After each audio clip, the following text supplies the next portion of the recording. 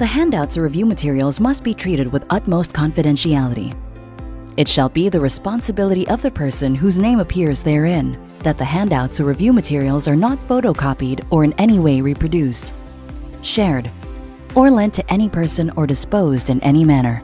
Any handouts or review materials found in the possession of another person whose name does not appear therein shall be prima facie evidence of violation of RA 8293. Top-notch review materials are updated every 6 months based on the current trends and feedback. Please buy all recommended review books and other materials. Hello everyone! So it's now time to discuss to you the dermatology part of internal medicine. So I am Dr.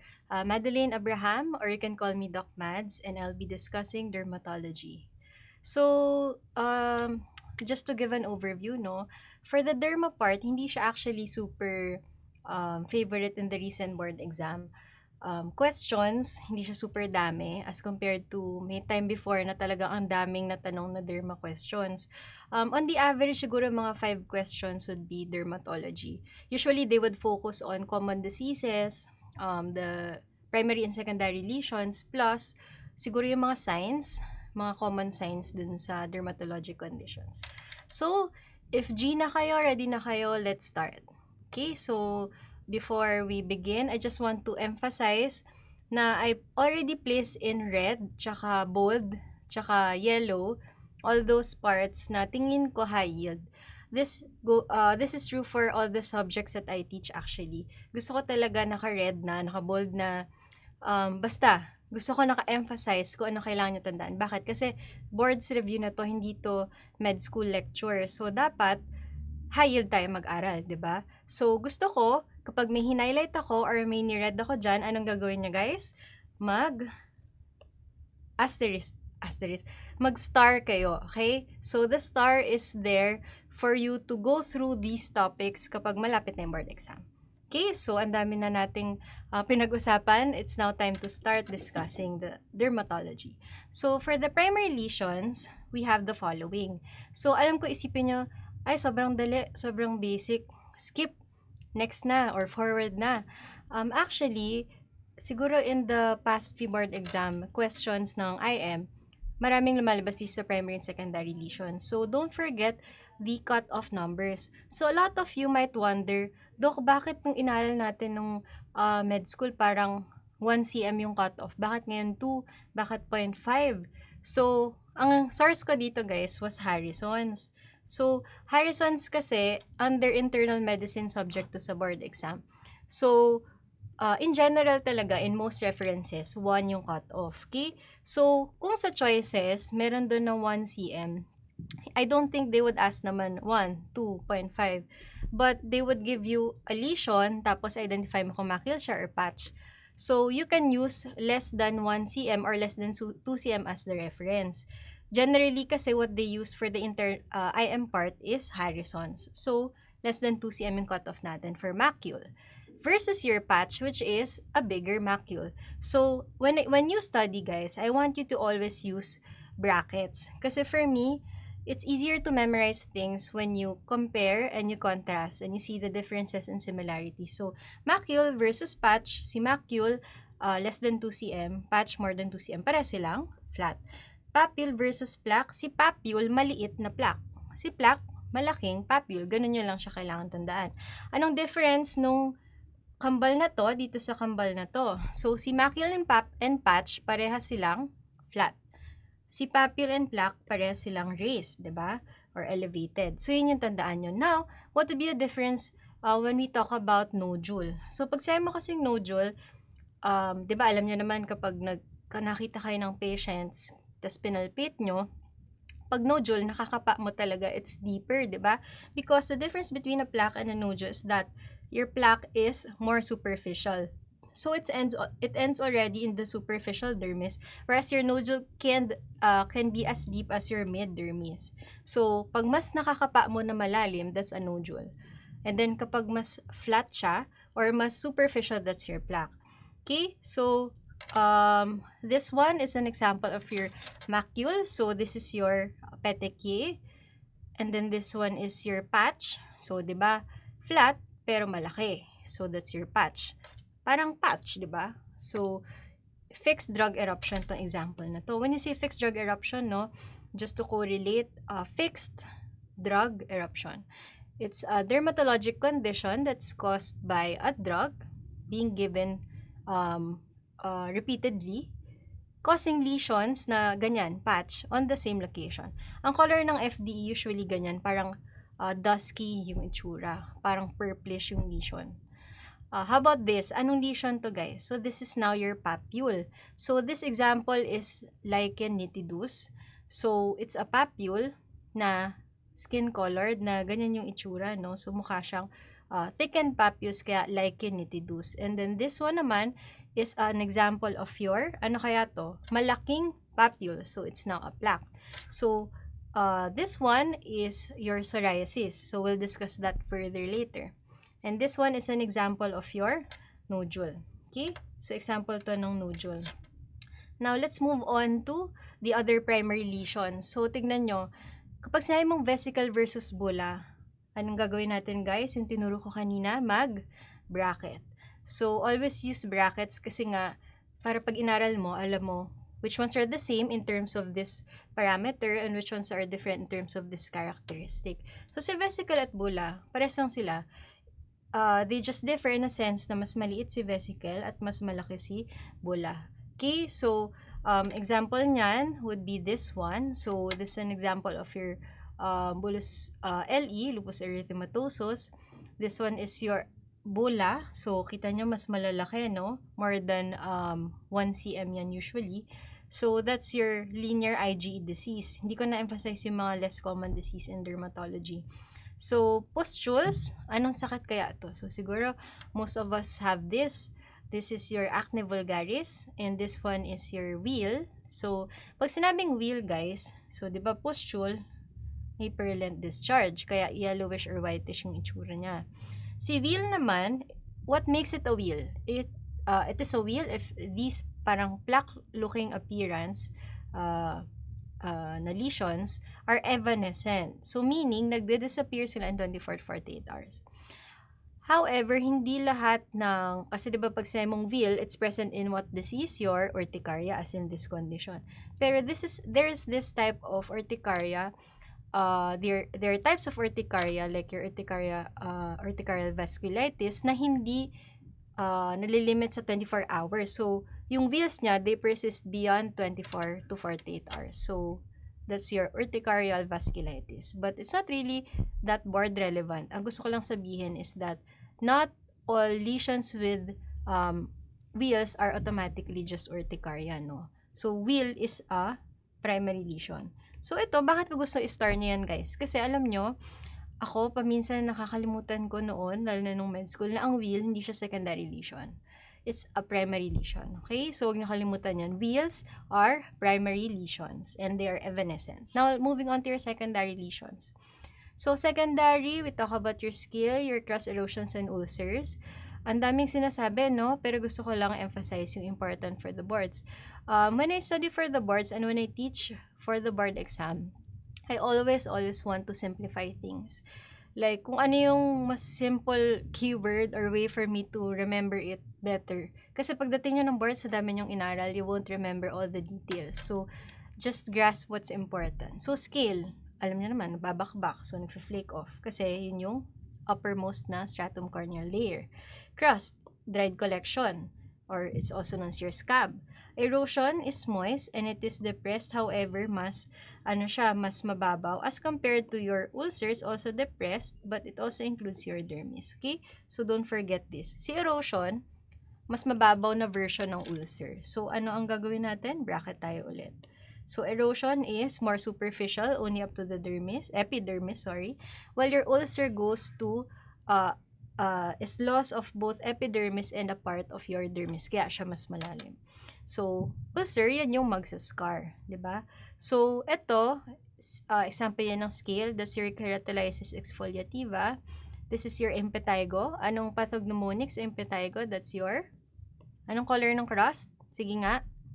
Okay, I think narinig ko kayo. So, that's your honey-colored crust.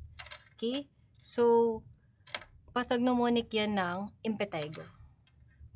So, this one naman, so if you can see, these are your erosions. Pansin nyo, di ba? Hanggang epidermis lang yung natanggal.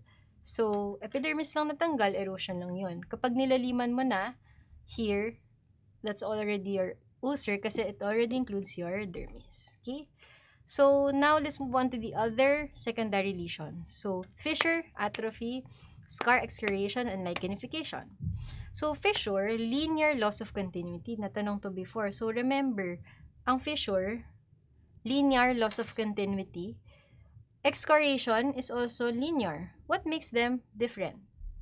So, your fissure, ang nagpapaiba sa kanila is yung cause. So, fissure siya kapag dahil sa sobrang excessive yung tension or decrease ng elasticity. Whereas, excoriation is because you scratch the area.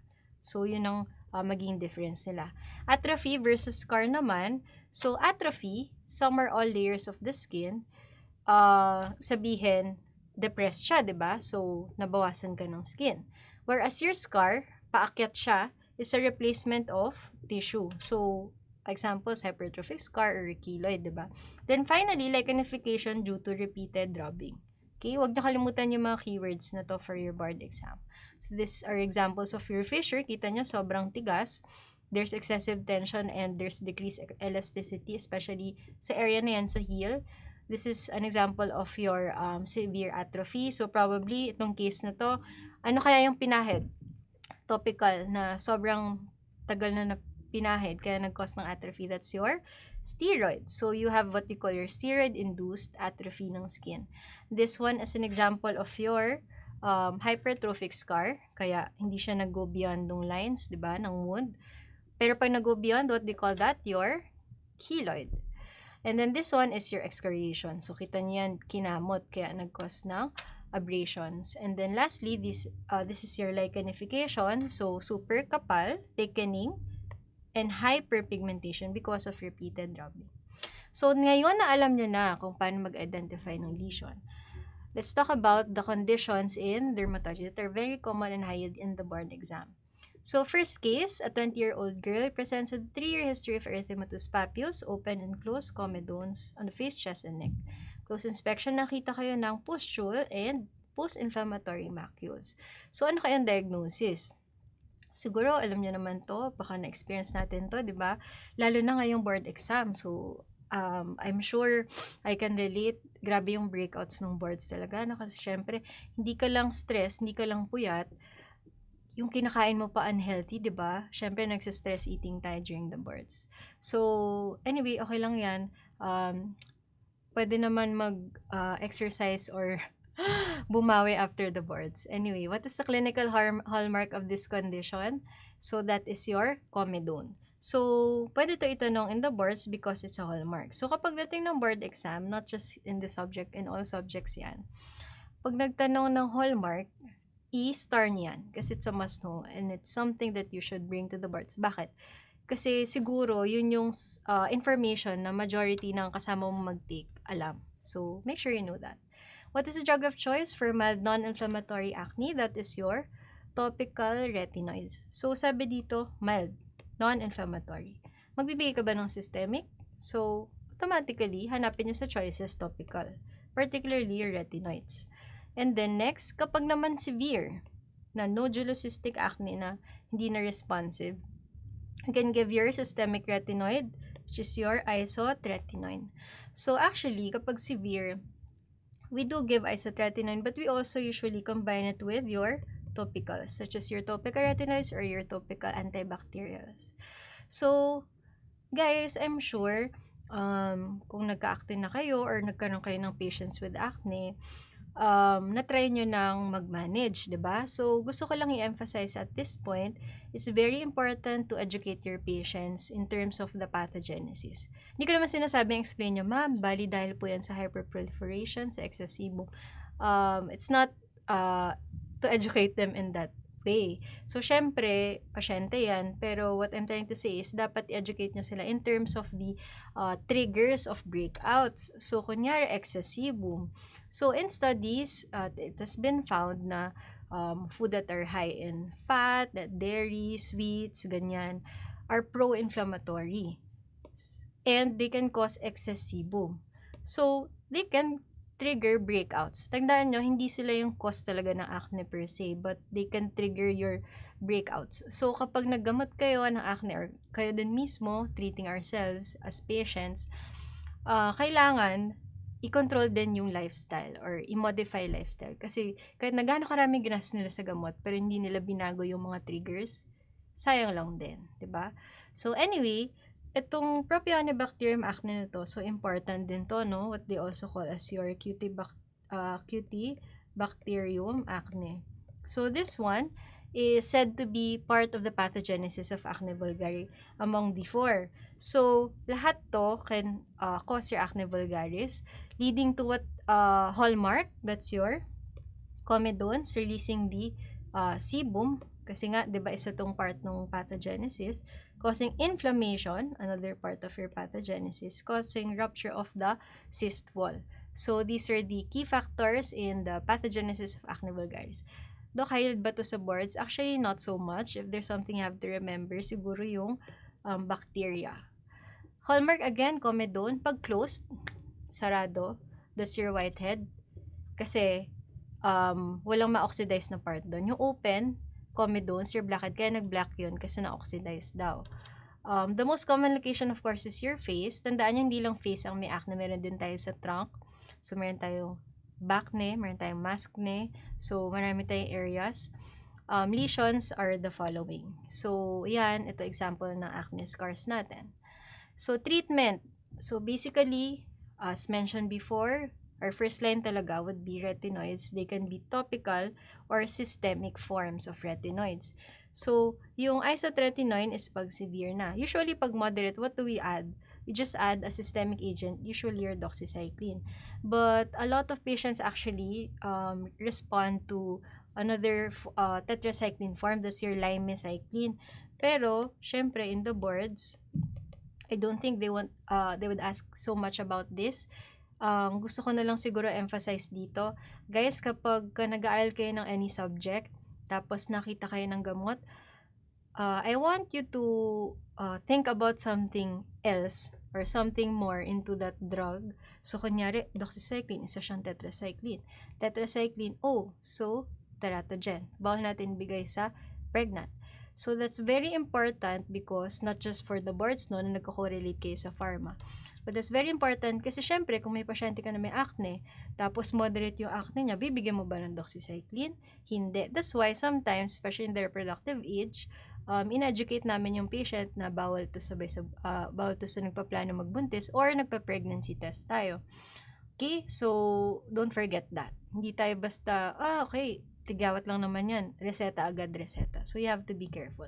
Same with your isotretinoin, of course. Even worse. So, bawal din sa pregnant. So, usually, ewan ko kung high-yield siya in the boards, pero just in case na lumabas din sa boards, no? Since ayaw natin ng retinoids, ayaw natin ng tetracycline for your pregnant patients, ang gusto natin usually for pregnant patients na may acne would be your azelaic acid. Okay? So, for pregnant patients na gusto mo i-treat yung acne. Other than that, you can also give your topical antimicrobials like your clindamycin for the patient. Pero in practice, gusto natin yung azelaic acid, which we also use for your rosacea. Anyway, in terms of treatment, as I mentioned, we always start with topical retinoids for mild acne. Going up, we add your oral antibiotic. So, topical retinoid, nandun pa din. And then, we also add usually your benzoyl peroxide. Guys, ano yung mechanism ng benzoyl peroxide? Your BPO or your benzoyl peroxide is an keratolytic. So, isipin mo, maraming comedones, maraming pustules, maraming papules, keratolytic. So, para mabakbak, mahulog yung pimple. Yun yung use niya. Topical antimicrobial, naalala niyo may Propionibacterium acne component tayo. So, that will work on that. Ang gusto natin kay benzoyl peroxide, it helps decrease the risk for resistance. Kasi, syempre, hindi lang tayo sa systemic nagkaka-resistance sa antibiotics, even with topical antimicrobials. So, for women naman, going through moderate acne, we can give your spironolactone, your pills, or oral antibiotics like doxycycline din, and then, lahat babae man or lalaki, we can give isotretinoin for severe acne. Again, not in pregnant patients. Okay? Next case, a 22-year-old man presents with rash on the extensor surface of his elbow. Ano to? Elbow. Isa siyang extensor. And then your gluteal area. So, your gluteal area and your elbow. Tapos, on physical examination, meron kang plaques with. So, dapat pag nakita nyo yung silvery scale, nagkaroon ng light bulb dun sa utak nyo, no? So, pag nagbo-boards, dapat ganun, parang may ting-ting-ting-ting na nai-imagine kapag may nakita kayong keyword. Pero, guys, pag ganun, hinay-hinay lang, huwag masyado ma-excite kasi minsan ako, pag ganun na, uy, silvery scale, okay, psoriasis.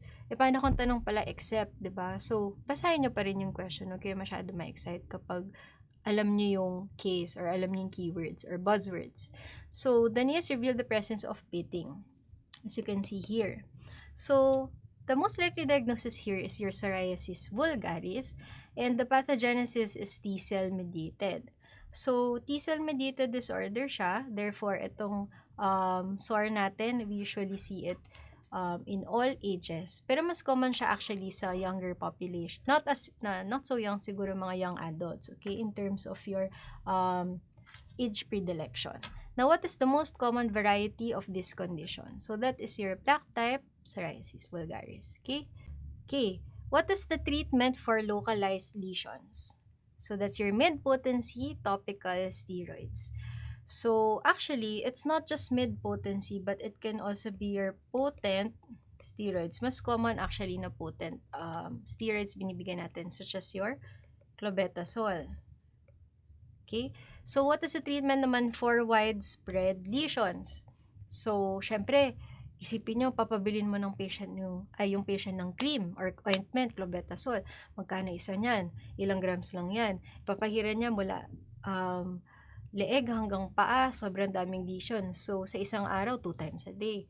So, na-imagine nyo ba yung expense for the patient? So, if very widespread, we also advise phototherapy for the patients or systemic treatments such as your methotrexate. Okay, so I'll discuss that further later. Now, what agent should not be used for the treatment? So, tanong, hindi. So, madalas ito tinatanong sa mga exam kasi gusto natin i-emphasize to in your personal practice, whether you're a dermatologist or not.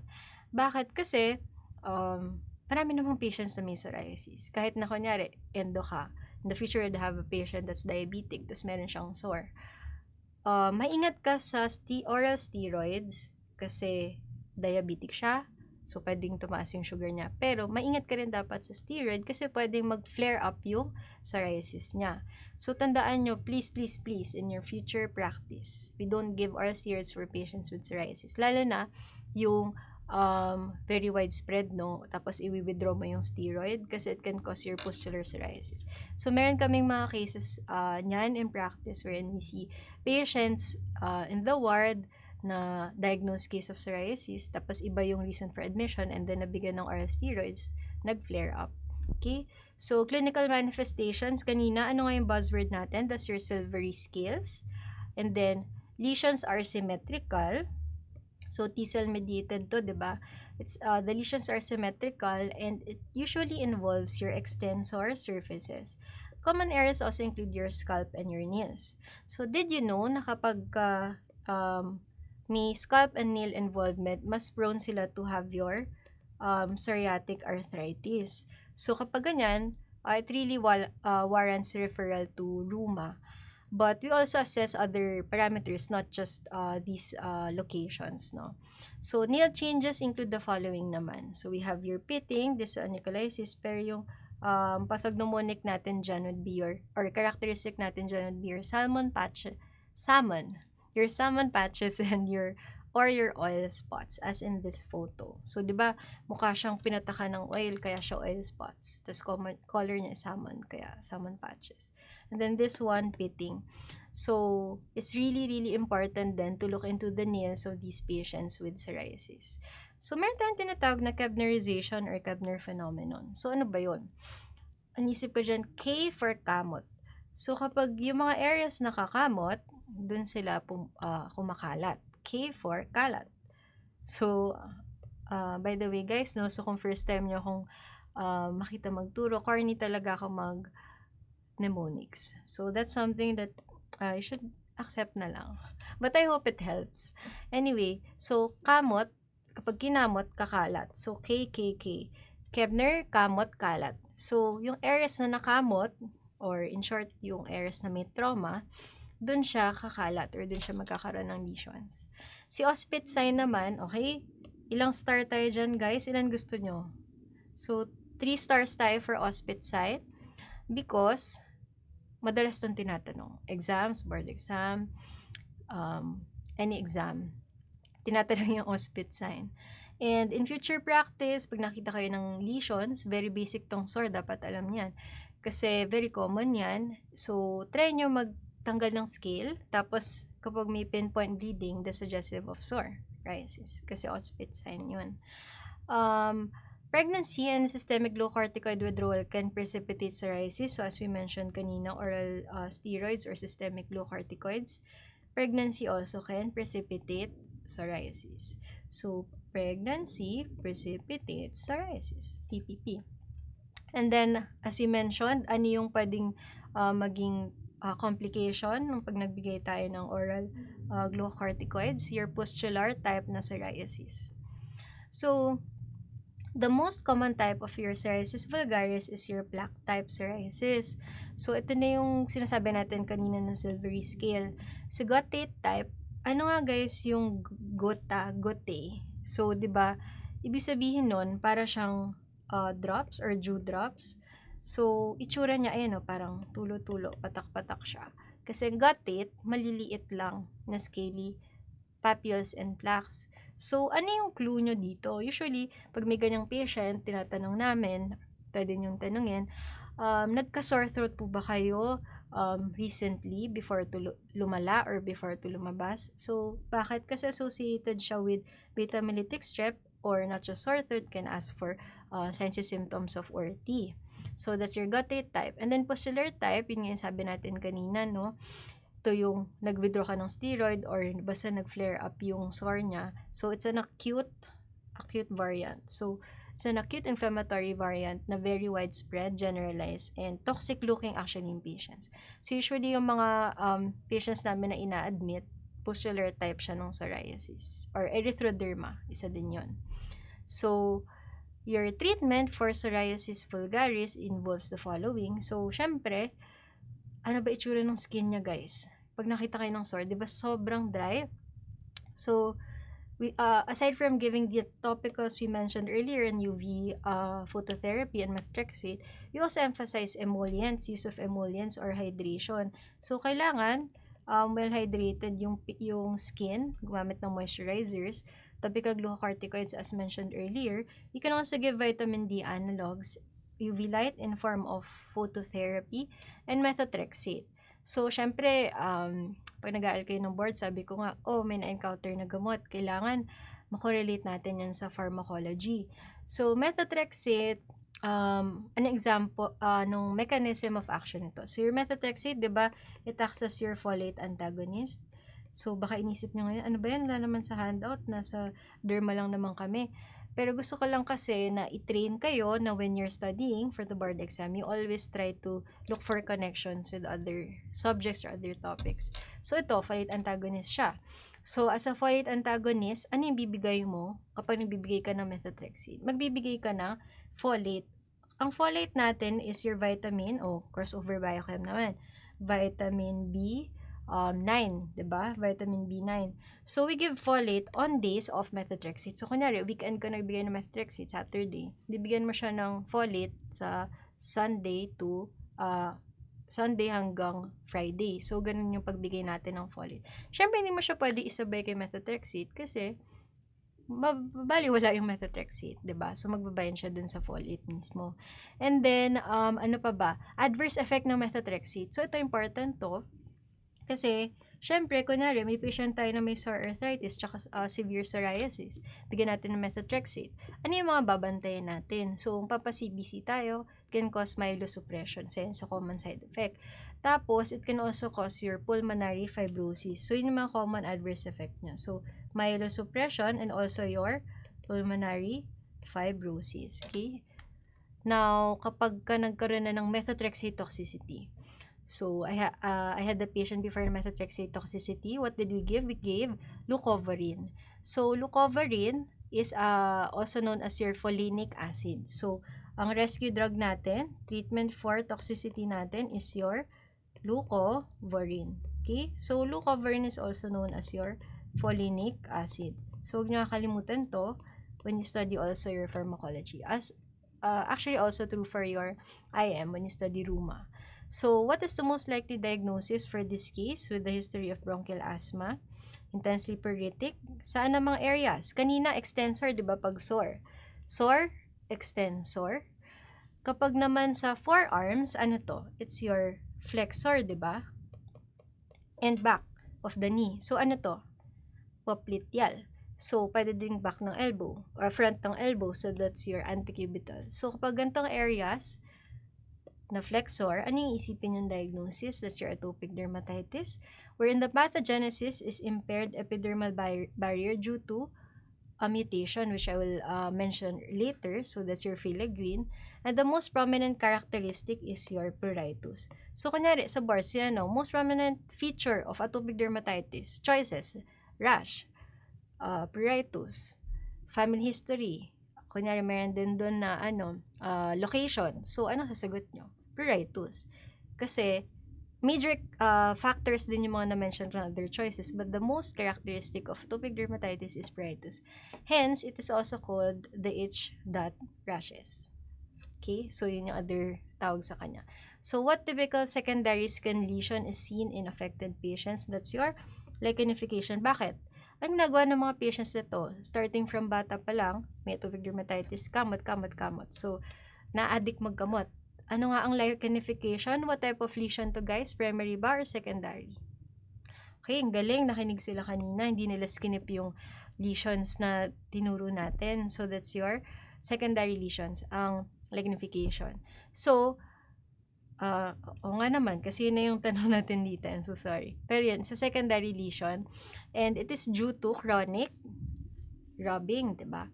So, ano naman kanina yung nagkaroon ng linear abrasion due to scratching? That's your excoriation, diba? Okay, what treatment regimen is commonly employed? So, kapag ganito, as with your psoriasis, we give glucocorticoids. What's the difference, guys? Anong napansin yung difference? Low to mid potency tayo kapag atopic dermatitis. Low, to mid potency. So, the potency would depend on factors such as your age and your location. So, later I would tell you more about it when we discuss the treatment. So, as I mentioned, it is called the itch that rashes.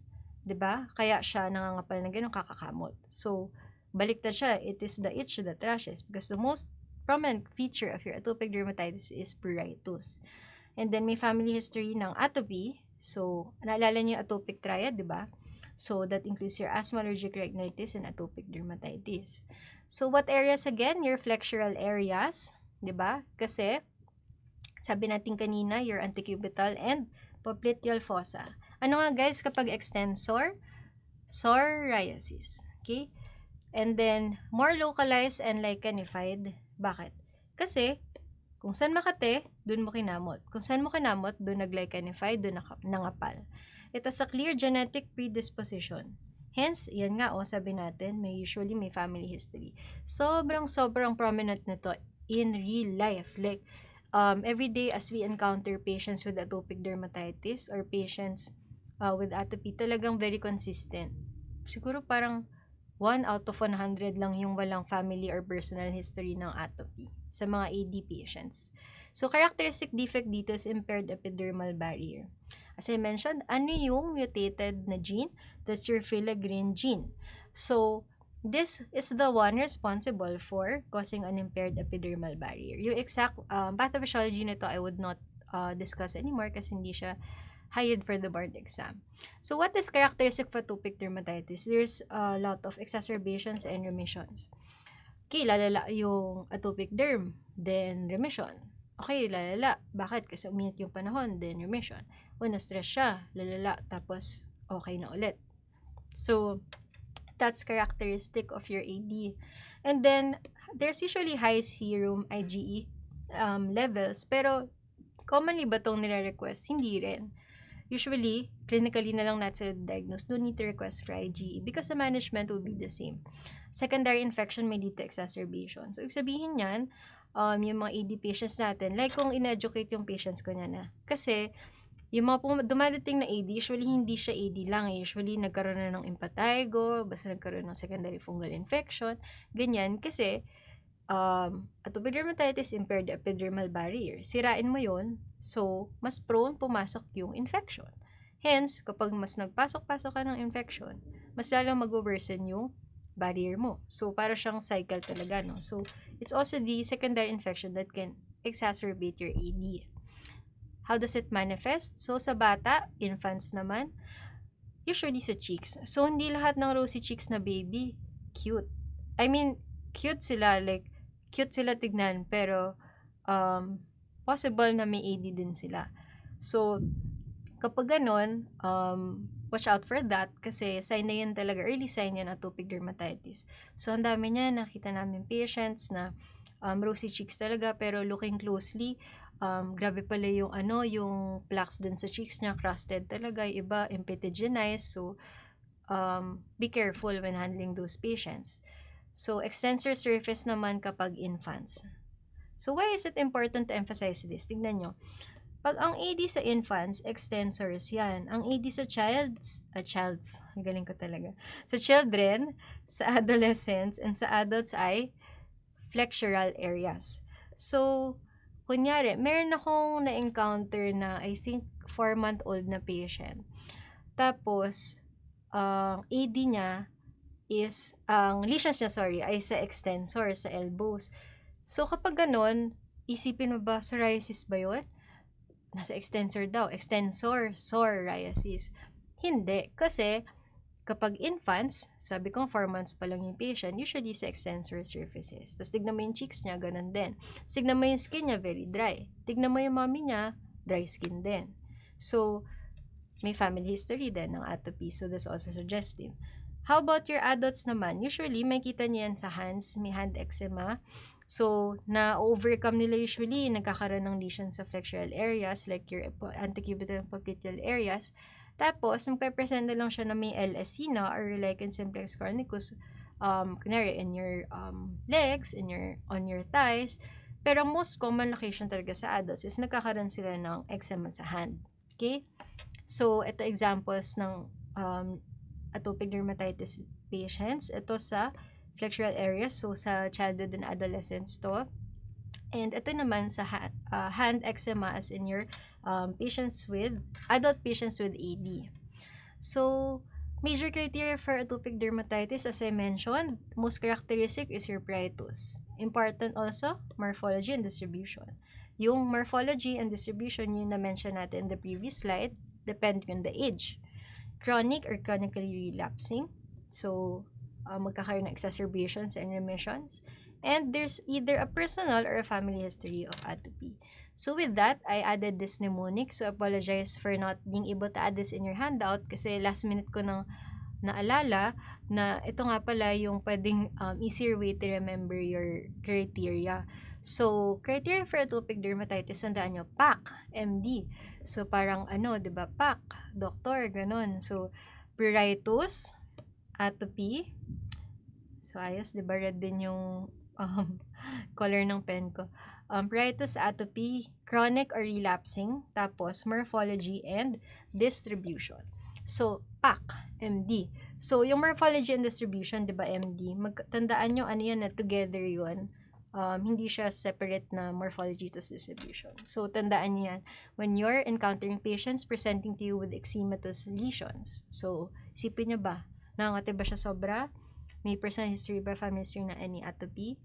Matagal na ba to? Tapos babalik-balik? Kamusta yung itsura? Kamusta yung location? Okay, so, remember this mnemonic. Now, how do we treat these patients? Very important, parang kanina sa psoriasis, bigay tayo ng i-hydrate natin yung skin, mag-emollient tayo. Actually ako, no matter what disease or even if walang skin disease, I always advise emollients and also sunscreen. Yun talaga yung secret para makaprevent tayo ng skin diseases. Hindi lang yung kapag may sakit na doon mo gagamutin. Dapat kahit wala pang sakit, bigyan mo na ng moisturizer and sunscreen. So, cornerstone for atopic dermatitis is emollients. So, kailangan, 'di ba impaired nga epidermal barrier eh. So, isipin mo, paano mo i-restore yun? You give a moisturizer, you give an emollient, okay? Para mas ma-restore yung hydration ng skin. When do you give it? Immediately after bathing. Kasi kapag naligo ka, when you instruct the patient, dapat make sure na hindi sila magbabad sa tubig. Yung mga instructions natin yan ito. Hindi ka pwede magbabad sa tubig na matagal naliligo. Hindi rin pwedeng gumamit ng sobrang init o sobrang lamig. Dapat yung tamang temperature lang. Tapos mag-lotion ka right after maligo. Ideally within 5 minutes after maligo. So, dapat pag naligo, hindi yung nagbababad sa shower. So, pagkaligo, sa harangan agad natin yung open pores ng emollients or yung moisturizers. And take note, ito yung cornerstone. So, hindi cornerstone yung steroid na topicals for atopic dermatitis. Or cornerstone would be your emollients. What do we give? What potency?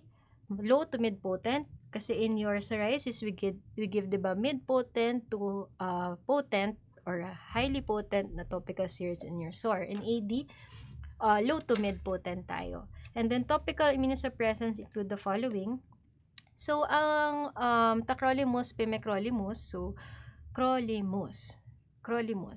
So, your crolimus, mga crolimus yung dulo, they are your topical calcineurin inhibitors, diba?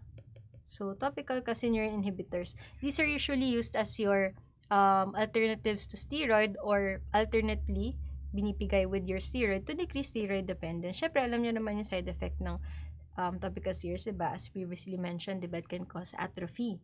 So, antihistamines, of course, to address your pruritus. So, when you say antihistamine, anong histamine receptor? H1 ba or H2? So, kapag ganito, kate. So, antihistamine, so that's your H1. Diba? So, H1 blockers. Pag sabi mo kasi H2 blocker, that's for your controlling acid. So, that's your ranitidine, famotidine. So, we're talking here about your H1 blockers like your loratadine, cetirizine, and so on.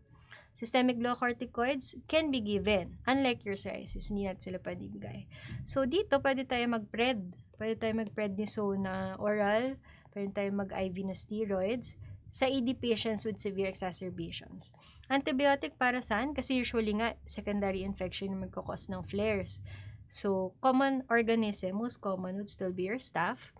And when do we do patch test? So, nag-isip ka, nakapasa naman ng major criteria. Feel ko AD to, atopic dermatitis.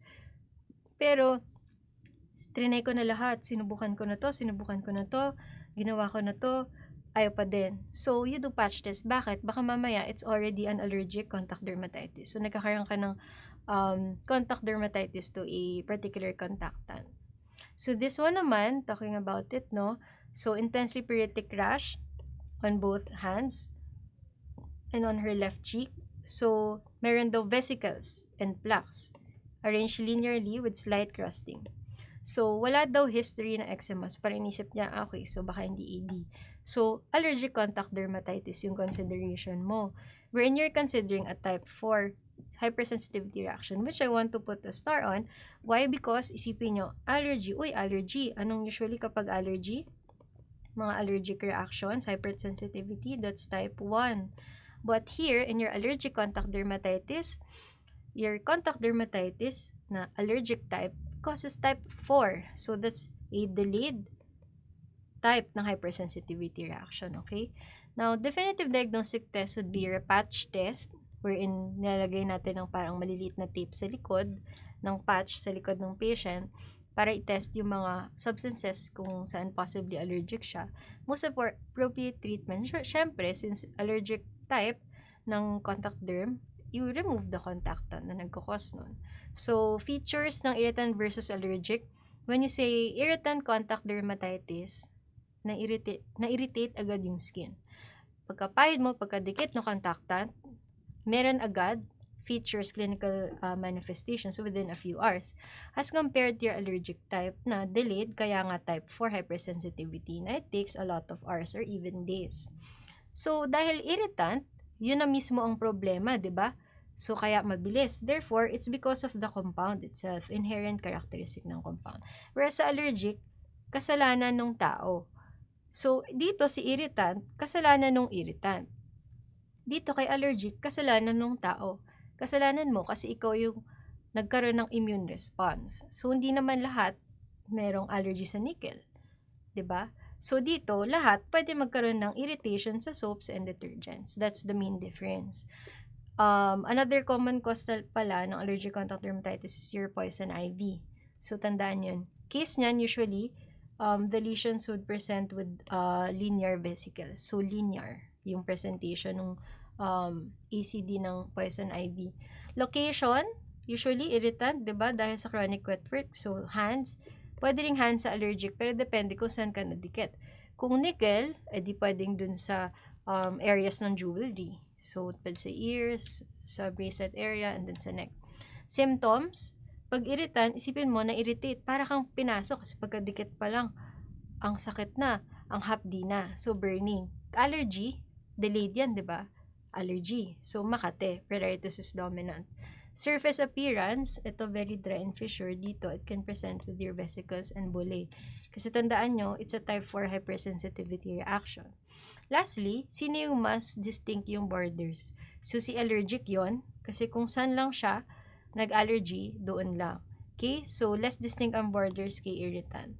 But what I want to emphasize here is that no matter what type of contact dermatitis, the treatment is tanggalin mo kung ano yung nagkakos nun. So, in practice, irritant man yan or allergic, basta tanggalin mo yung cause. So, ang treatment natin is your potent topical glucocorticoids again, such as your clobetasol. Okay? Pag severe, you can give your oral steroids. Next case. Okay, so ito, pag nakita kayo ng ganyan, anong naisip nyo? So, differentials niyan, pwede kanyang isipin lupus.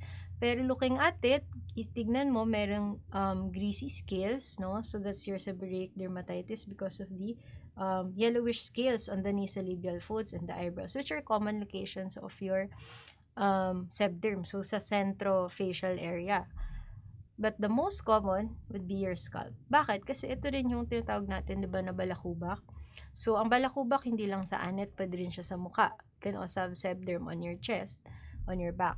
But the microorganism most commonly implied is your P. ovale or your Pityrosporum ovale. Okay, so remember this. You might also encounter this in your microbiology. So, as I mentioned, anong itsura? Di ba, alam nyo naman itsura ng balakubak, no? Kahit sa hair natin yan. Very greasy, scaly, and flaky. So, these are secondary lesions on top of your primary lesion of a plaque. Then, sites, as I mentioned, are the following. Okay? So, pag mukhang dandruff na nasa mukha, isipin nyo, parang sebderm. So, treatment natin, so, kanina, puro potent tayo, diba? Kapag atopic derm, either low to mid-potent. Kapag seborrheic dermatitis, usually low potency steroid tayo. Pwede rin tayo antifungal kasi ano nga yung cause kanina na possibly implied? Your Pityrosporum ovale. Hence, you can also give your ketoconazole shampoo. Diba? Kaya bibigay tayo ng ketoconazole shampoo in these patients, or kung topical antifungal na cream, you can also give your miconazole, your terbinafine. So, anti-dandruff shampoos include those with ketoconazole plus zinc pyridine. So, usually combined yan. So, itong low-potent topical steroid, ano kaya example nyan, guys? That's your hydrocortisone. Ano pa? Desonide. So, ito yung mga favorite natin ibigay na low-potent steroid, lalo na kung sa face. Okay? Kasi usually sa face, diba? So, how do you differentiate? Diba, Doc, merong sore sa scalp? Meron ding balakubak or sebderm sa scalp. So, kapag sore, isipin nyo, si sore, more of sa balat talaga siya. Extensors, ganyan. So, your sore, extensor, diba? It extends beyond the hairline. So, mahilig talaga siya mag-extend. Si sore sa extensor, it also extends beyond the hairline. Si sebderm, dun lang siya sa scalp area talaga. So, that's the difference. So, your sebderm, only on the scalp.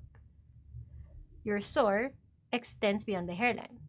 So, high-potency steroids should not be used in the face, and as we mentioned, dahil nga it can cause your steroid-induced atrophy or rosacea.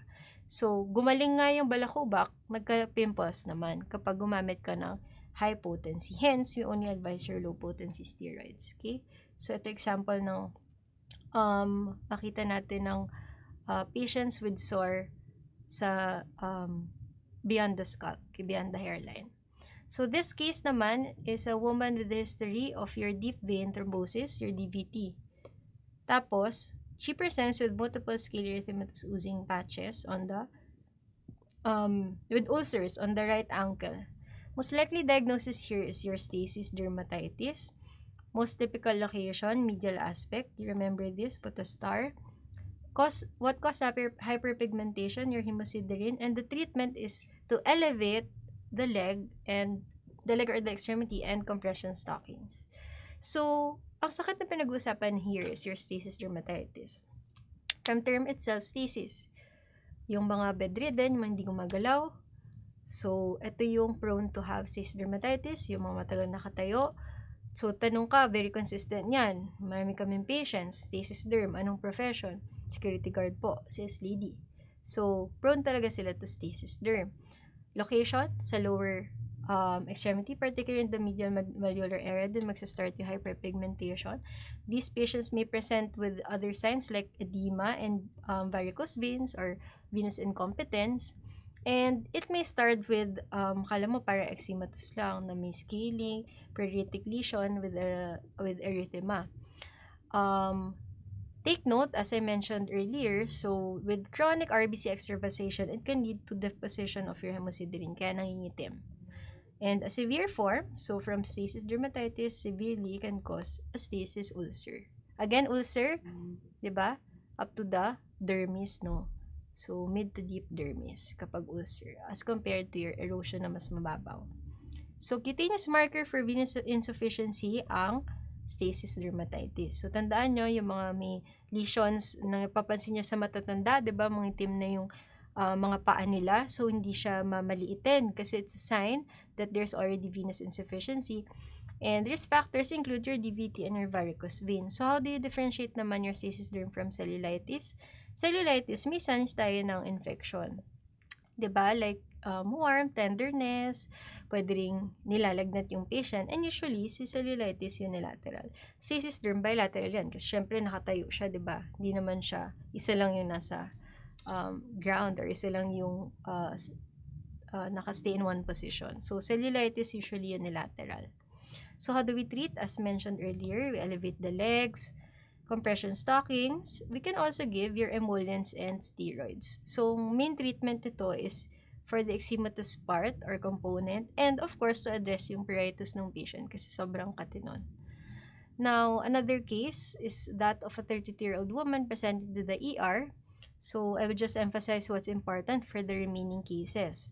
So, may flu-like symptoms, may mouth sores, and may rash. Tapos, masakit din daw yung skin. Walang allergies.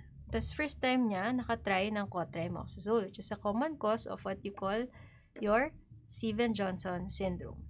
So, ano pa yung keywords dito? Your targetoid lesions. May central vesicles. And location includes your chest, arms, and face. So, sa taas. Very characteristic. Sobrang daming cases ng SJS na makita mo talaga targetoid tapos may mucosal lesions, chest, arms, and face yung lesions. So, sa taas siya. Tapos, pagtingin mo ng legs niya, clear. So, ganun usually yung characteristic. Tapos, pathogenesis, it is an immune complex mediated hypersensitivity. Ang cause, it's drug-induced. The next best step, syempre, stop mo muna yung suspected drug, in this case, cotrimoxazole, and supportive treatment. And did you know na ang test natin would be to do, of course, skin punch biopsy. However, in these patients, medyo clear naman sa history nila na mukha talagang SJS. Kasi, targeted yung lesion, tapos may drug na possible culprit. Pagtingin mo, may mucosal involvement. Most effective treatment, no proven treatment, asterisk to. Star natin yan kasi wala talagang proven na treatment for your SJS10. So, usually, pag gantong patients, supportive tayo. But, although some studies, marami talagang conflicting studies dyan na magbigay ng systemic steroids ba or hindi. cyclosporin ba o hindi. So, it depends na lang sa practice. But in our practice, we usually still give your IV steroids such as your hydrocortisone. And we may also give cyclosporin for the patient. So, what is the most common of all drug-induced reactions? So, hindi tinatanong SGS dito. Tinatanong, in general, anong most common na cutaneous manifestation cutaneous na drug reaction? So, that's still your morbilliform or your maculopapular rash. So, commonly tinatanong yan. Most common pa rin is your maculopapular. Si SJS, sabi actually, it's rare. But, I don't know if sa government hospital lang or here lang in the Philippines, is actually becoming more and more common. So, usual culprits na napapansin namin dyan, talaga would be your allopurinol, mga seizure meds, allopurinol, seizure meds, antibiotics. Yun talaga. So, antibiotics especially talaga your sulfa. So, that's true. What they say in literature na Cotri is a common cause. So, very common siya talaga na nagkakos ng SJS. Okay, so be careful when giving these to your patients. So, initial lesions, pwede siyang target-like. So, fever, so may systemic manifestation, sore throat kasi may mucosal involvement, tsaka conjunctivitis. So, your oral mucosa and your eyes, diba?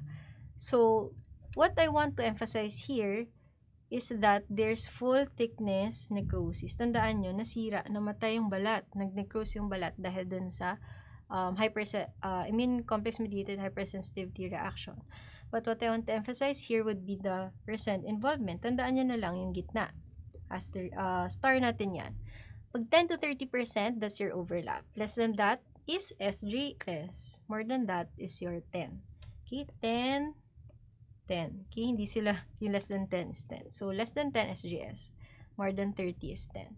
So, your poor prognostic factors include the following. So, medyo clinically, ma-assess nyo naman yan, no? Especially kung old yung age ng patient, mas malala yung extent. And here are examples. So, ganyan talaga itsura nila, makita nyo, very prominent yung mucosal involvement. In this picture, hindi lang super halata, pero targetoid talaga yung lesions niyan. Okay? So, bakit tinawag na atypical yung targets, by the way? Kasi kapag typical yung targets, may 3 zones. I'll show you later. Pag atypical yung targets, there are 2 zones.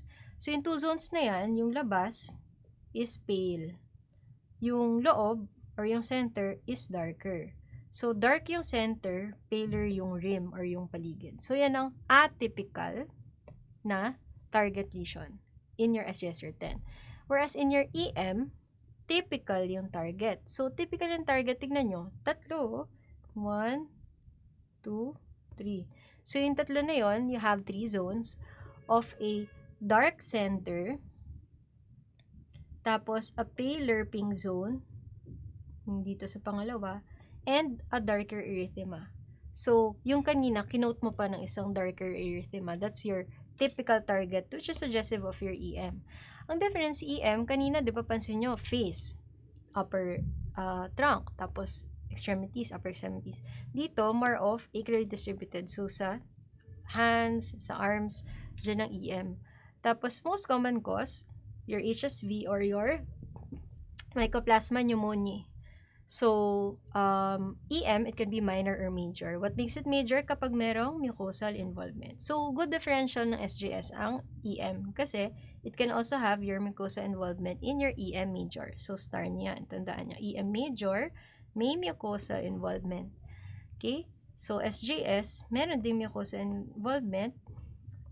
And then, your 10 can present with your SGS-10 can present with your positive Nikolsky sign wherein there's wherein your skin easily sloughs off. So ito example to ng 10. So more than 30% involvement. So ano important dito? Stop mo yung drug. Watch out for ocular complications and infection. In fact, isa sa most common cause ng death natin dito would be your sepsis, ng mortality natin sa SGS patient. And as I mentioned, systemic glucocorticoids, hindi siya proven talaga na may benefit, pero usually we give it in the early stages of the disease. So ito yung mnemonic ko, no? So alam niyo yung PCP, di ba, yung Philippine College of Physicians. So PCP, loves, kunyari loves, pero laps talaga yan. LAPS, NSAID. So, yung LAPS na yan, your PCP LAPS NSAID means the following. So, phenytoin, carbamazepine, phenobarb, so mga anticonvulsants natin, as well as your lamotrigine. And then your allopurinol, we use for gout. Your penicillin, sulfine, erythromycin as antibiotics, and then NSAIDs. So, when you memorize, you can always group them. Like, okay, itong mga to, phenytoin hanggang lamotrigine, anticonvulsants. Allopurinol, anti-gout. And then penicillin hanggang erythromycin, antibiotic. Para mas naaalala nyo siya, hindi yung basta memorize lang ng mnemonic. Okay? So, I hope that helps. And then, of course, your NSAIDs, particularly your oxycams. So, other cutaneous drug reactions, again, ano nga yung most common na cutaneous drug reactions? Still your morbilliform rash, urticaria presenting with wheals. Ano nga pag wheals? Evanescent, less than 24 to 48 hours, mawala na. Again, your FDE, di ba? May cases tayo nito, no? Pabalik-balik talaga. May case ako ng patient na pabalik-balik yung rash niya. Yun pala, every time nagkaka-UTI siya, binibigyan siya kasi ng cephalosporin. The last time, I think, binigyan siya ng ceftriaxone. Tapos, yun, dun lumalabas lesion niya. So, that's, on biopsy, we're able to find out na FDE pala siya, your fixed drug eruption. So, itsura niya, ganyan siya, dusky red. Tapos, it can leave a spot or hyperpigmented patch after they resolve. Okay? Treatment for these, so supportive tayo. Makate, antihistamines. In general, we can give for your drug reactions. Sa lahat sa kanila, topical steroids. And then, in severe cases of your urticaria, we can give your epinephrine, diba? As in your anaphylaxis. Okay? So, in this case naman, so there are a few bumps on his lips that are painful. So, remember, painful. Tapos, it started with a burning sensation. And then, on PE, may vesicles daw on the erythematous base. So, kapag titake kayo ng board exam, tas may case, always, maximize your questionnaire. Pwede naman babuyan yun pwede naman sulatan. So, encircle, underline, hanggang sa mag-gets nyo yung keywords or yung point ng case. So, in this case, painful, vesicles, the erythematous base, groups of vesicles. So, herpes yan. Herpes simplex, you should start antiviral, but the best initial test is your Zank smear. So, in Zank smear, which is the best initial test, we can see your multinucleated giant cells as you can see here. But, is this the most accurate? No, kasi it cannot differentiate from your other herpes viruses. So, gusto mo, ang gawin natin is your culture. So, yun pa rin yung most definitive or accurate. Okay, so makita nyo dyan, meron tayong grouped vesicles. Paano naman if the lesions, so fast forward na tayo dun sa keywords, no? The vesicles are in a dermatomal, lateral dermatomal distribution. So, that would now be your zoster or your shingles. Anong gagawin guys pag may ganito kayong patient? So, napakarami naming na-encounter na zoster cases. And it spans all ages pati as young as 9-year-old boys, 9-year-old patients, may na-encounter kami. Usually, this is disease of the elderly and immunocompromised. So, pag gano'n na bata pa, you should investigate underlying conditions, especially immunosuppression or SDIs. So, what is the next best step? Start antiviral. And again, the best initial test is still your Zank smear, as with your herpes simplex, kasi it's still a herpes virus. Again, the most accurate test, as with your simplex, is still culture. So, ang pathophysiology ng herpes zoster is that you reactivate the latent VZV from your dorsal root ganglia. So, guys, use your pens or your highlighters. I want you to put a star here kasi pwede yan tanungin sa board exam. So, DRG. So, dyan yung site ng latency ng varicella zoster virus. How does it present? Again, with your dermatomal distribution of your lesions, it also presents with severe pain. Or, it can also be a complication. Meron tayong tinatawag na post-herpetic neuralgia, which is the most common complication. Okay? Your post-herpetic neuralgia. So, your shingles, ito actual picture to ng patient ko, I think na 15-year-old. Tapos, nag-present to within, I think, second day ng rash. So, pag ganyan, pwede ba tayo magbigay ng cyclovir? And then, severe pain may precede the lesion by 48-72 hours. So, pwedeng magkaroon din ng prodrome na pwedeng flu-like symptoms.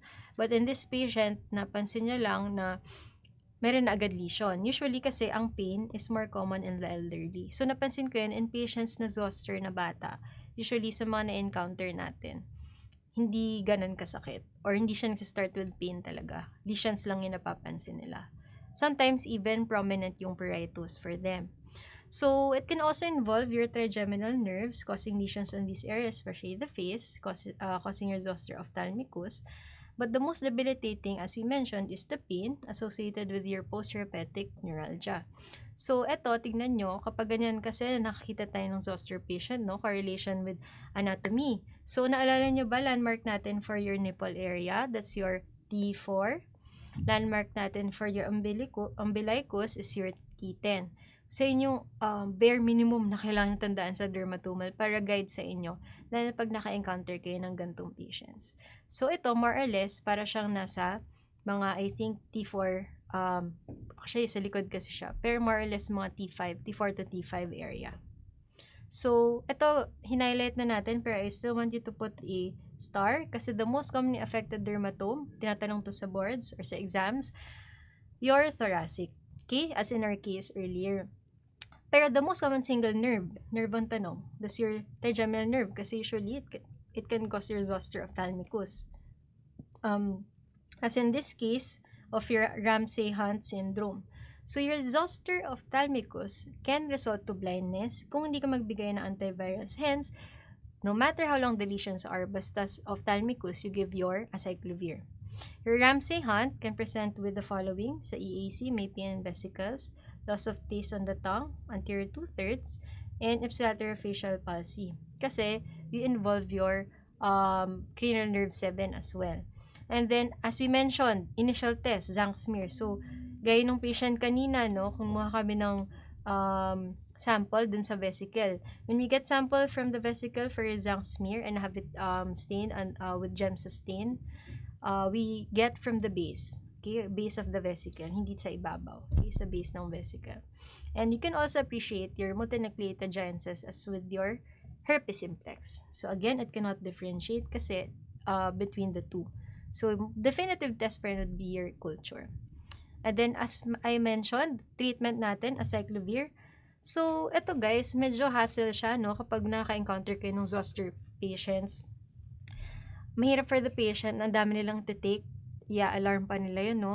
Kasi ang available natin na acyclovir is 400 mg. Kailangan mo 800 mg. So, times 2. So, 2 tabs, 5 times a day for 7 to 10 days. Usually, 7 days lang. So, ang dami niyang inumin na tablets, no? 2 times 5, 10. Times 7. So, 70 tablets yung kailangan niya bilhin. Magkano yung isa? Diba? Although may generic naman na acyclovir. So, that's what you can recommend to your patient. So, valacyclovir, we can also give this as well as your famciclovir as alternatives. Mas maganda actually yung safety and absorption ng valacyclovir. And it is initiated in the first 72 hours, as I mentioned earlier. So, kung yung patient mo dumating sa'yo after 5 days na nung rash, 6 days yung rash, hindi ka nang bibigay ng acyclovir antivirus. Except, kailan tayong bibigay pa din kapag matanda, usually pag more than 60 advanced age, pag meron pa ring bagong vesicles na na-form, or pag ophthalmic yung zoster, as I mentioned earlier. Okay? So, kapag immunocompromised, you don't give the oral, you can give IV para faster onset. You may supplement with steroids in patients with severe pain. And, of course, other ways to manage would be your pregabalin and gabapentin. Usually, kapag gantong patients, nagbibigay din ako ng B-complex. So, usually, yung combination with paracetamol. So, superficial fungal infections. Superficial fungal infections involves your dermatophytosis. So, ito, hindi ko na to guys isa-isahin kasi hindi na rin yan high yield sa board. Sayang lang yung time nyo now. But, tandaan nyo lang, nandun na rin sa term yung location. Okay? So, first, corporis sa body or your ringworm or what we call in Tagalog as buni. So, it presents with your advancing borders. So, the lesions are circular patches or plaques with advancing irregular borders na mayroong central scaling. So, may central scaling at may central clearing. So, isa sa characteristic niyan, pag nakita nyo yun sa board exam, there's advancing borders with central clearing. So, put a star on that. How do we test? We do skin scraping, get samples ng scales ng patient, then put 10% KOH under the microscope. You can see there your hyphae, long hyphae with spores. So, we give antifungals. Depende sa extent kung topical or oral. Pag tinea versicolor, tandaan nyo, same lang to sa tinatawag natin na pityriasis versicolor. It's the same. Pero iba to sa tinea corporis kanina. From the term itself, versicolor, so kita nyo iba-iba yung color. Depende sa skin color ng patient. So, hypo or hyperpigmented. Cause, Malassezia furfur. Again, guys, sino nga ulit yung organism nagkakos ng sebderm na associated? That's your Pityrosporum ovale, very good. So, sa pityriasis versicolor, it's your Malassezia furfur. Still, we do KH kasi fungal siya. And we can appreciate your spaghetti and meatballs. So, may clusters ka ng spores, tsaka may short pseudohyphae as compared to corporis na long branching hyphae yun. So, treatment still antifungal. We can also give sulfur preparations. So, take note, pag nagpapa-apply kayo ng antifungals, both sa corporis, versicolor, basta fungal, you always ask them to apply it up to 2 cm beyond. Kasi, di ba nga advancing yung border. So, mas nagsispread yung fungal infection. Kaya kailangan agapan mo na. Cutaneous candidiasis, another superficial fungal infection, are located dun sa areas na very moist. So, tignan nyo, genitals, sa groin, sa armpits, dun sa folds, sa buttocks, under the breast, inframammary areas. Anong itsura? So, meron siyang collarette scale dun sa paligid. Ayan, no, parang may mga collarette scale. But what's characteristic would be the presence of your satellite papules or pustules. So, ibig sabihin ng satellite ay no, parang sa paligid, meron tayong mga nakapaligid na papules or sometimes pustules. Going away from the main patch or main plaque. So, treatment natin, guys, antifungals pa rin. Can be topical or systemic depending on the extent of involvement. Pero ito yung gusto ko emphasize. Tandaan nyo, anong sabi ko dun sa areas, very moist, yung areas na involved dyan. So, we give also powder preparation. So, usually pag ganito, nagpapa-clotrimazole powder kami. Okay? So, clotrimazole powder para antifungal na, tas makakontrol pa ng moist areas. Okay? So, next, let's move on to your bacterial skin infection, which is very, very important. So, furuncle versus carbuncle, gusto ko emphasize lang yung important dito. These are both nodules, signs of bacterial infection. So, matigas. So, di ba, matigas siya, tapos, pag pinindot mo, sabi ng patient, masakit. Nodular. So, again, pag sabi natin nodule, di ba, mas malalim as compared to your plaque. Tapos, it can enlarge and become painful and fluctuant. Ano guys yung difference ng carbuncle sa furuncle? So si carbuncle, isipin mo car. Para siyang, marami siyang dala. Car na siya, diba? So nag-coalesce or nagsama-sama na yung mga furuncle sa carbuncle. And then, it's more extensive and deeper. So, yan ang carbuncle natin. Cause, still, Staph aureus. Kung gusto niyo mag-play safe guys, pag di nyo alam yung sagot, tas sa skin na infection, Staph aureus na ang sagot nyo. Okay? Pero kanina, naalala nyo ba, ano nga ulit yung associated kapag guttate psoriasis? Diba sige nga, kung naalala nyo pa. Very good. Beta hemolytic strep. Okay? So, usually may ORT or may sore throat yung patient. So, management for furuncle and carbuncle, so, magpa-warm compress kayo para ma-relieve yung pain for the patient. And of course, being a bacterial infection, we give antibiotic. Kung fluctuant, very fluctuant in nodule, we can also do IND. Now, we have your folliculitis. So, folliculitis. Paano nyo explain sa patient? Tandaan nyo guys, whatever specialty you will have in the future, whatever disease, when you're talking to the patient or the relative, mas maganda talaga na na-explain nyo sa kanila yung sakit nila. Kahit na feeling nyo it won't matter, it would matter. Kasi, at least, I don't know, the patients that learn what they're going through or alam nila kung ano yung nangyayari sa balat nila, parang mas gaganahan silang pahiran yun or gamutin sarili nila kasi alam nila yung sakit nila eh. Kasi yung sabi mo lang, sakit niya po, folliculitis, inupo kayo ng antibiotic, ganyan-ganyan.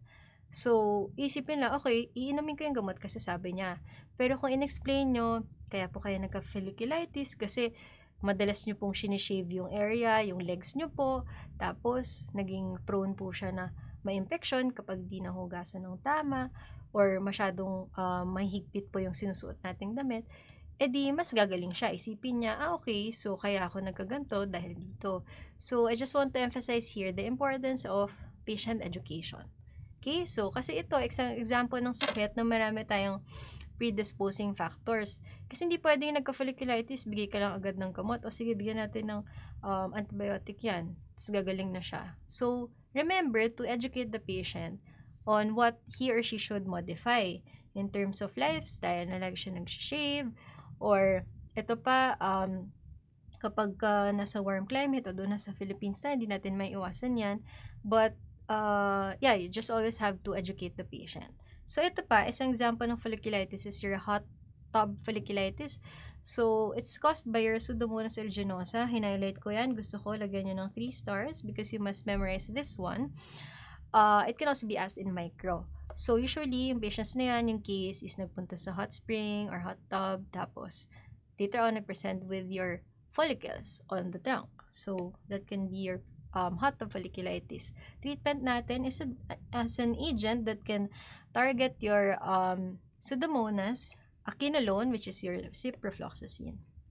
So, impetigo naman, another bacterial infection, can either be bullous or non-bullous. Mas common yung non-bullous. Ito yung nakita natin na may honey-colored crusts. In terms of causes, parehas can be caused by Staph aureus. Pero your non-bullous can also be caused by your group A beta hemolytic strep, as we mentioned earlier sa gutted sore, causing your sore throat. And then, in terms of areas of predilection, so, pareho sila pa din naman sa face. Usually, pag impetigo sa peri-orificial areas, so paligid ng nose, paligid ng mouth. Pero pwede rin siya makita sa trunk extremities, buttocks, and perineum. So, ito peri-orificial pa din. Okay? So, in terms of age group naman, kapag newborn, pwede natin ma-associate with your group B strep. So, your group B strep such as your agalactiae. Okay? So, pwede yan makita natin sa mga newborns that present with impetigo. Next, cellulitis versus erysipelas. So, very quick lang, no? Gusto ko lang emphasize dito. Cellulitis, indistinct yung margins, erysipelas sharply defined. Kasi kapag nakita mo cellulitis, di ba, ill-defined, tapos very deep siya. Kaya siya ill-defined or indistinct kasi nga malalim. Comparing kay erysipelas, kaya siya nakaangat kasi mas superficial yung involvement. How about the causes, guys? Cellulitis, sabi ko sa inyo, kapag hindi nyo na alam sa sagot, staph na lang. So, most common cause is your Staph aureus. Pwede rin siya actually in group A pa rin na beta hemolytic strep. But your erysipelas is more commonly caused by your GAB-HS or group A beta hemolytic strep. Again, basta newborn, group B, B for baby or bata, no? So, same with your impetigo kanina. And then, here are the following, here are the other causes. So, not so much for you to memorize now, siguro in your micro na lang. But what's important to note are the following. So, Staph aureus, group A beta hemolytic strep, pati yung extent of involvement. Mas malalim, cellulitis, so ill-defined. Erysipelas, mas mababaw, so sharply defined yung margins ng lesion. Ecthyma naman, so ang ecthyma, ulcer siya. So, it can present usually with ulcer, pwede yung erosion. Ang itsura niya is sponge out. So, parang kita nyo, very well defined yung ulcer niya na parang yung border niya nakaangat tapos yung ulcer niya super lalim. So, risk factors, makita niyo yung mga patients na to, usually yung walang tirahan or very poor yung hygiene, mga nasa orphanages na patients, yun usually yung predisposing factors. Most common site of ecthyma is your lower extremities. How about pag tinanong, common agents? So, it can be your Staph and your group A. Again, safest answer pa din would be your Staph aureus with your SSTIs or your skin soft tissue infections. Now, moving on to the other skin disorders, no? Medyo malapit na tayo matapos. So, varicella or chickenpox. So, lesions are at various stages of evolution. Tandaan niyo yan. Yun yung iniba niya kay zoster, iniba niya kay herpes simplex. So, si varicella, pag nakita nyo, okay, meron tayong papule pa lang, may macule pa lang, meron tayong vesicle na, meron tayong patch, meron tayong plaque. So, various stages of evolution.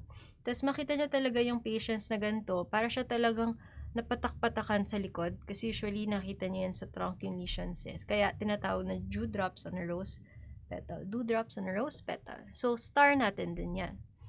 So, humans are the only known reservoir, but the most common complication, pag tinanong kayo, most common complication in general, secondary bacterial infection. Pag tinanong naman, most serious complication, sagot nyo, pneumonia. Okay, so yun tandaan nyo. So, pneumonia yung most serious complication ng patients with varicella na kung immunocompromised. Now, with your pityriasis rosea, it begins with the herald patch. So, very important to recognize this kasi ang pityriasis rosea, kumakalat siya, but it's actually self-limiting in a matter of about 6 to 10 weeks. So, herald patch, kasi nag-start siya na sabihin ng patient, nung una isa lang siyang malaki. Sa harap, sa chest siya, or sa abdomen, o kaya sa back. Tapos, bigla na lang dumami para siyang nanganak. So, clue yun. Kasi, ganun siya nagsa-start. Begins with the herald patch, a big patch. Usually, may scales surrounding it. Tapos, Christmas tree pattern, kasi ganyan siya, oh. It follows the skin tension lines or the lines of cleavage dun sa back or dun sa trunk. So, mukha siyang Christmas tree, diba? So, or in general, mukha lang siyang tree. So, the lesions are erythematous, salmon-colored, with fine scales. So, kita nyo dito, close-up view, diba? The scales are very fine. So, anong differential nyo dito? Psoriasis, diba? So, isipin nyo, mukha bang sore? Hindi, kasi sore ang kapal ng scales. Diba may caseous or thick silvery scales. Si PR, pityriasis rosea, we have very thin white scales. So, again, it's mild, self-limited. Kahit di nyo nga bigyan ng gamot yan, gagaling yan eh. Kasi it's just viral. And you can just give supportive treatment like your antihistamines for the pruritus or topical steroids for the erythema and also for the itch. Okay? So, syphilis naman, so this will be discussed further in your micro. But I just want to emphasize this kasi kahit napaulit-ulit minsan nalito pa rin tayo, no? So, your syphilis presents with the hard chancre. So, hard, painless, broad-based chancre. Pag sinabi nating chancroid, ano nga yung nagkakos ng chancroid? Diba your Haemophilus ducreyi. So, your H. ducreyi. So, tinatandaan ko dito, S, H. Si syphilis, hard. Dito naman, H, soft. So, ang H. ducreyi ay soft. Ang syphilis ay hard. Okay? So, tandaan nyo, hindi pwedeng S, S, H, H. Kailangan S at H, saka H at saka S. So, syphilis is hard, chancre, and then H. ducreyi or your Haemophilus ducreyi is soft. Next, si syphilis, painless. Si H. ducreyi, cry. Cry. So, painful. Okay? So, yun ang basic concepts na kailangan nyo tandaan. So, your primary syphilis, again, presents with chancre, as in this photo, usually solitary. Thus, it can resolve in a month. Tapos, complications include the private areas, genital areas, and the best test, so pwede tanongin sa boards, no? Usually, mahilig sila sa STIs in the board exam, would be your dark field microscopy. So, syphilis is caused by your Treponema pallidum, diba? Hence, you can visualize the spirochete dun sa dark field. So, ang treatment natin is single dose ng penicillin. Kaya very important ma-recognize to eh. Kasi sa umpisa pa lang, kung makita mo na agad yung chancre, so mas okay na magbigay ka na 1 dose lang naman ng pen. And what can we use? What can we request as screening test for syphilis in general? Your VDRL and your RPR. Next, for secondary syphilis, this one is widely distributed. Ang usual skin lesion na makita natin is your condyloma lata. So, buzzword guys, condyloma. Condyloma lata, syphilis. Kapag condyloma acuminata, that's your caused by, diba your HPV. So, yung condyloma acuminata, that's your genital wart, okay? That's your genital, sorry about my handwriting. Your condyloma acuminata, that's your genital wart, caused by your HPV. So, huwag kayo malito. Iba yung condyloma acuminata sa condyloma lata. Test to screen also is still your VDR and RPR with the same treatment. So, these are examples of your condylomata caused by your HPV. So, scabies. Okay, very important. For some reason, sobrang daming patients, bata, matanda, babae, lalaki na may scabies ngayon, kahit buntis. To the point na feeling ko, ako din nahawa na.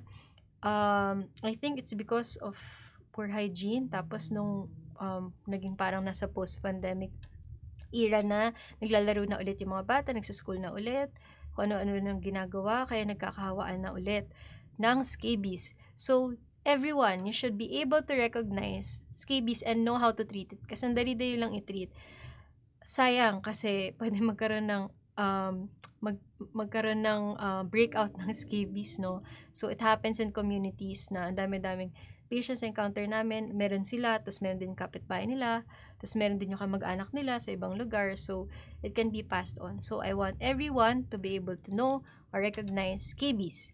So scabies would present with your papules na sobrang kate. Papules associated with scales, and you can even see burrows. Kahit di nyo makita yung burrows. Basta, in terms of lesions, papules, usually excoriated yan. Kasi, bakit? Sobrang kate. Kate is sa gabi. Nocturnal pruritus kasi, bakit nocturnal? Mas active yung mite. Diba yung nagkakos ng scabies is your Sarcoptes cabiae? Mas active yung mite sa gabi. So, mas active yung mite sa gabi kaya nocturnal pruritus. Tapos, distribution would be the circle of fibra, including your axilla, flexor areas, periumbilical, your hand, inguinal areas. Pagtingin mo ng puwet ng patient, meron din. May lesions din sa gluteal area. So, very, very suggestive of scabies. Tapos, pag tinanong mo, sino pa pong may ganyan sa bahay? Meron din yung katabi sa kama, meron yung kapitbahay, yung kalaro, yung kaklase. So, hawa-hawa sila. So, circle of fibra, star tayo dyan. Diagnosis, you can do mineral oil, apply it on the scraped out skin from the burrow. But, the most important thing is to treat them. So, ito, di na namin usually ginagawa kasi can diagnose them clinically. But what we have to do is to treat them. So, guys, please, when you treat these patients, treat nyo lahat na kasama sa bahay. Sabihin sa'yo, Doc, wala namang rashes yung pinsan ko. Pero nandun pa rin siya sa bahay, treat pa din yan. They belong to the same household. Minsan nga, pati mga kapitbahay pinapatreat din namin. Kasi minsan, kahit na magpahid sila na magpahid, di sila gumagaling. So, turns out, they have contact with other people na meron ding lesions pa. So, permethrin 5% lotion. So, we can prescribe for permethrin 5% lotion. Pag in-instruct nyo, apply siya from the neck down to the toes. Nothing to spare. Meaning, pati yung gitna ng daliri, ilalim ng kuko, leeg, kilikili, gilid ng puwet, lahat yan, singit, lahat lalagyan, up to the soles of the patient. So, lahat yon, and even the toes. Leave overnight, wash off after 8 to 14 hours. So, parang ang instruction mo dyan is, babanlawan or maliligo sila kinabukasan. You repeat this after 1 week to make sure na napatay lahat and do for all household members. Aside from that, disinfect everything. Kobre kama, damit, magsampay, paarawan, and magspray ng insecticide. I really hope all of us will be able to treat these patients with scabies talaga. Kasi sobrang dami. So, ito example ng patient na may scabies, no? So, usually nagsa-start siya sa interdigit sa hand. So, doon niya kasi usually una na-acquire. Tapos, hawak dito, malalagay na sa kung saan-saang parts ng body. Next would be your paronychia, another common skin disorder. So, tinanong to in a recent board exam. Pag acute, less than 6 weeks. Chronic, more than 6 weeks. Pag acute, usually, isang digit lang, tapos masakit siya. Kasi acute eh.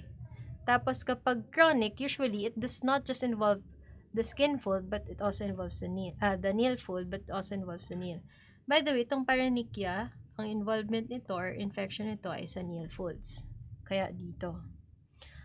Common cause pag acute bacterial, whereas pag chronic fungal. Okay, these are just basic information na dinaanan natin because it came out in the recent boards. So, last topic na, baka na overwhelmed na kayo or na info overload na kayo here in our topic. I hope not yet kasi this is a very important topic to discuss. Your malignancies. So, pwede rin kasi ito lumabas sa plastic part ng surgery. So, you have to study this. So, your melanoma, ano nga yung kailangan tandaan dyan? Your ABCDE. Your ABCDE involves your asymmetry, border irregularity, color variegation or irregular yung color, a diameter more than 6 mm, and the evolution. So, usually, lumalaki or there's abrupt changes or new lesions. So, the standard would be to do excision biopsy. But for any skin malignancy, especially pag sa face, no, we advise Mohs surgery for these patients to preserve the skin. So major histologic subtypes, I don't think this is very boards relevant, but if there's something I should emphasize, siguro yung location tsaka yung most common. So pag tinanong kayo, the most common type of melanoma, that is your superficial spreading. Superficial spreading is the most common type. Location, kapag sa lalaki, usually sa upper back. Pag sa babae, sa lower leg. So, si melanoma, ang most prominent risk factor, actually lahat ng skin malignancies natin, the most prominent risk factor is what? UV exposure or sun. So, chronic sun exposure is a risk factor for any malignancy. But in melanoma, kahit dun sa mga hindi ganun ka-exposed na areas, pwede pa rin magkaroon. So, important na tandaan, most common is your superficial spreading. Okay? What else? In terms of appearances, magkakaiba siya. Si lentigo maligna, di ba maligna, lentigo. So, ano siya, associated siya on sun, found siya on sun-exposed areas, presenting with brown and tan lesions. Your superficial spreading, kaya superficial, so para siyang kumakalat pa ganun na patch. So, it is raised, palpably raised, and nodular, so nodule yung itsura, pero paiba-iba yung kulay, pwedeng red, purple, or bluish. Acral, kaya tinawag na acral kasi usually nandun siya sa palm soles or nail beds. And then, pag desmoplastic, it can be located in any location. So, ito yung actually isa sa pinaka pangit na type ng melanoma and desmoplastic or worst prognosis. The next skin malignancy is your basal cell carcinoma, which is the most common skin cancer. Ano yung least common, by the way? So, si melanoma yung least common. So, tandaan nyo yun. Least common si melanoma. Sino yung highest risk for metastasis? Melanoma din. So, melanoma, metastasis. So, mabait si Lord. Kung sino yung most common, siya yung least likely to metastasize. Si BCC, siya yung most common, siya yung least likely to metastasize. But how does it present? So, makita ka usually sa face yan, kasi sun-exposed area. Tapos, may ulcer ka, tapos, may, yung border niya, ayan no. So, it has a rolled border, tapos itsura niya pearly. So, pearly nodule or pearly yung ulcer, tapos may telangiectatic parts din. So, very prominent yung vessels. Tapos, we can also find what we call the rodent ulcer or Jacobi ulcer. And as I mentioned, it is rarely metastatic. So, anong bad na type ng basal cell carcinoma? It can be locally invasive lang. So, it rarely metastasize. So, diagnosis would be via skin biopsy, and treatment, as with other types, would still be excision. So, the most important risk factor for all, as I mentioned, sun pa rin.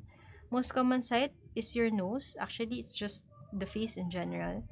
And as I mentioned, pearly pink papule or nodule. Tapos with ulcer, di ba? Ano yung mga keywords natin? Again, for BCC, pearly pink. Ano pa? Rolled border. Ano pa? Telangiectasia. Okay, so tandaan niyo yun. Ang BCC daw mas common sa upper lip, then your SCC mas more common sa lower lip. So tignan nyo, dun sa drawing, ito mukhang B, diba? So upper lip, then SCC mukhang S. So lower lip. Next, the second most common cancer is your SCC, which presents with your crusty or ulcerated nodules or erosion. So very ill-defined. Ngayon, SCC has a potential to metastasize. Pero again, sino may most potential to metastasize? Diba that's still your melanoma. Diagnosis and treatment, same pa din. Risk factor, same pa din. But the hallmark is you can see your dotted vessels kapag SCC. not so much, not that relevant for the boards. Now, lastly, your Kaposi sarcoma can present with multiple violations papules on the neck, back, and face associated with your HHV8. So, kung may tatandaan kayo dito, tandaan nyo si HHV8 tsaka HIV. Si mga Kaposi, makita natin yan sa HIV patients. Tapos, it can present with your papules, violations papules, okay? So, treatment for Kaposi sarcoma, so we address the HIV. So, we can give antiretrovirals. And also, adjunct is adriamycin. And siguro, I just want to add din to these malignancies, natanong in the recent boards, anong topical daw yung pwede ibigay for your skin malignancies? That's your 5-FU. So, your 5-fluorouracil is a topical agent that you can give for your skin cancer. Anyway, so that's the end of my lecture in dermatology. I really hope that you learned a lot, and I hope to see you in the next lectures. And ultimately, gusto ko lang talaga na may natutunan kayo. And for the boards, the key is to always pray and do your best. Enjoy the process. Kasi pag tapos na kayo mag-boards, hopefully pag nakuha nyo na yung license nyo, mamimiss nyo mag-aral. So, treasure what you have right now and pray hard. Kasi in the end, only God would know His plans for you. And siya lang din may alam kung ano yung lalabas sa board. So, pag-pray nyo na lumabas yung inaral nyo. Okay, so that's it for now. Happy aral and God bless.